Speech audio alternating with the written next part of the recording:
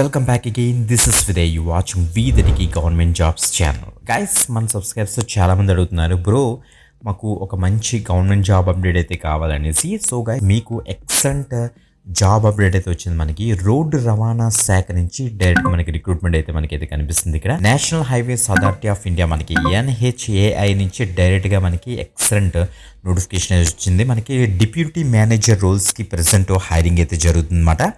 So guys మంచి update. So క్లియర్గా details అయితే డిస్కస్ చేస్తాను. గైస్ ఇంకో విషయం ఏంటంటే మీ యొక్క టైం చాలా వాల్యుబుల్. ఎందుకంటే సో అన్నెసరీగా మీకు ఎలిజిబిలిటీ క్రైటీరియా లాస్ట్లో చెప్పి మీ టైం అంతా వేస్ట్ చేసే కన్నా సో ముందే మీకు ఎలిజిబిలిటీ క్రైటీరియా చెప్తాను. ఎవరు దీనికి ఎగ్జాక్ట్గా ఎలిజిబులో వాళ్ళే చక్కగా వీడియో కంటిన్యూ చేయండి. వాళ్ళే ఫాస్ట్గా అయితే అప్లై అయితే చేసుకోండి.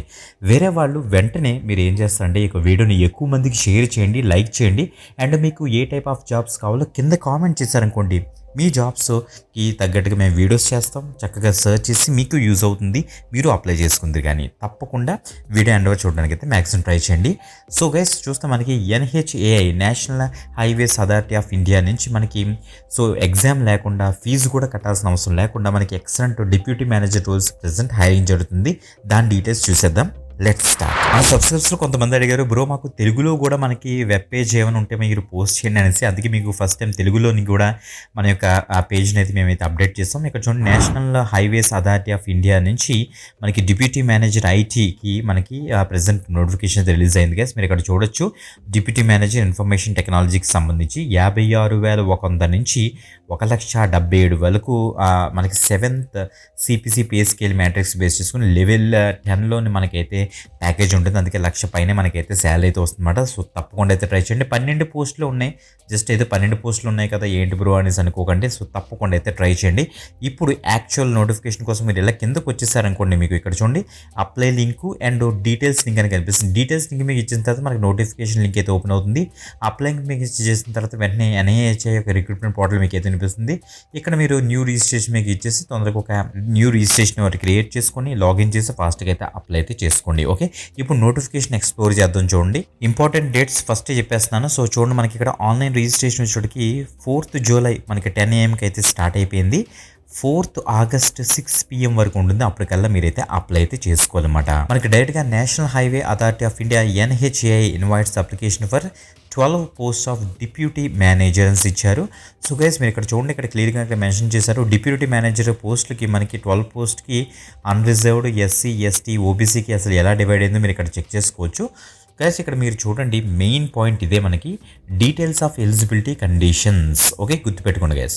డిప్యూటీ మేనేజర్ ఇన్ఫర్మేషన్ టెక్నాలజీ రోల్స్కి ఏజ్ విషయానికి వస్తే నాట్ ఎక్సీడింగ్ 30 years. 30 years లోపల ఉన్న వాళ్ళు అందరూ కూడా అప్లై అయితే చేసుకోవచ్చు.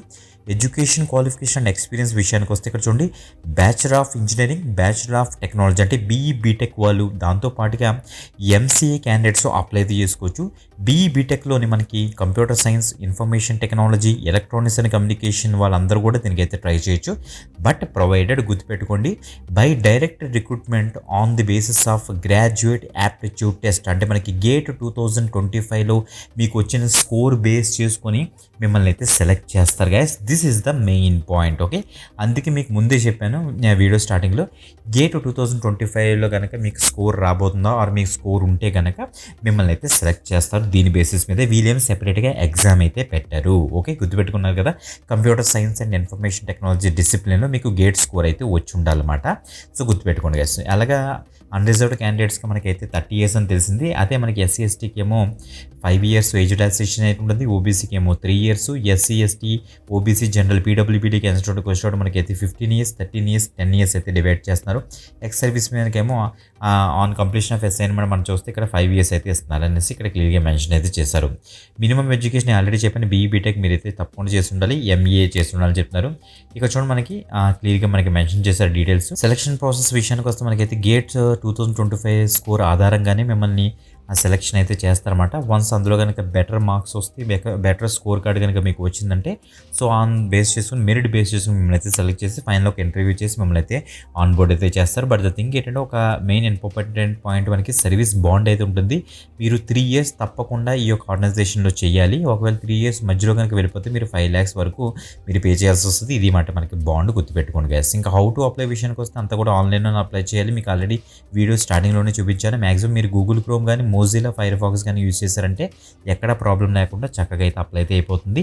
రిక్రూట్మెంట్లో వేకెన్సీస్లోని కరెంట్ మీద క్లిక్ చేస్తే మనం అక్కడ నుంచి డిప్యూటీ మేనేజర్ నోటిఫికేషన్ కనిపిస్తుంది, అక్కడ మీరైతే అప్లై అయితే చేసుకోవచ్చు అని చెప్తుంది అనమాట.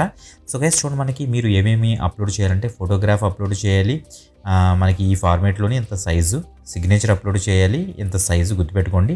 10th క్లాస్ సర్టిఫికేట్ పీడిఎఫ్లోనే మీరు కన్వర్ట్ చేసి రెడీ చేసి పెట్టుకోండి.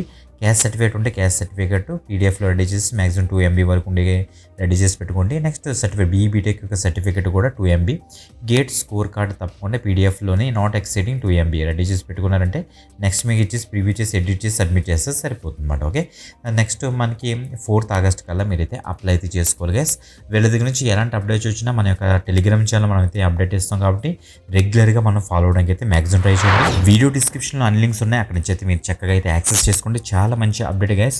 ఇది గేట్ స్కోర్ ఆధారంగా మిమ్మల్ని అయితే సెలెక్ట్ చేస్తారు కాబట్టి తప్పకుండా ఎవరైతే గేట్ స్కోర్ ఉన్న క్యాండిడేట్స్ ఎవరైతే ఉన్నారో వాళ్ళందరికీ కూడా మంచి ఆపర్చునిటీ, ఎక్కువ మంది షేర్ చేయండి. ఓకే, ఇంకొక ఎక్సలెంట్ గవర్నమెంట్ జాబ్ అప్డేట్తో మళ్ళీ కలుద్దాం. అంతవరకు సెలవు, బాయ్.